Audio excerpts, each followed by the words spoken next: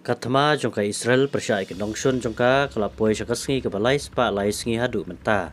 Kitulong kubor kile itu bahanin ke sisa jan ke erang Hezbollah ke lahir tma biang ya kari Israel daga bater da ki dorjon tili ki namding.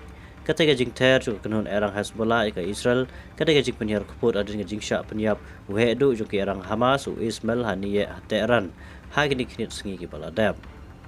Ki erang Hezbollah kila kam baki namding jongka kila leban kerwet ya ka moshab bait hilal hai Israel ha ka ba kila dan kiru pajba ki bala mensau mat kan ga jing ter namding kan ga kenhun erang kan ga jing penhiar kepot ya ka Israel hari ni ga jing syak penyap unong ilam bahakli do ka Hezbollah u faud syukar ha Beirut baru Ismail haniye ukli do kileno Hamas ha ka wei pat ka kubor ha kan ga ju hi ka sngi ki sipai ka Israel kila terbom ha ka kompau jong ka wei ka skul ka blatep ka Hamama skul hapo ka Gaza.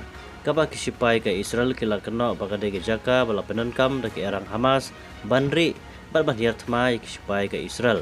Katba ka Hamas kala kentai ya kana ke jingsha kena.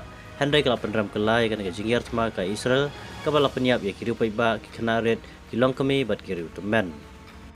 Ki bori pe ka Palestine kila report ba kumbakar sanut ki breu kila yap. Kumba arpan rengot lara Asha Ali Hospital namar ki jing mensau. Penpau Dr. Fadel Naim ukli do ka orthopedic surgery jongkani ke hospital.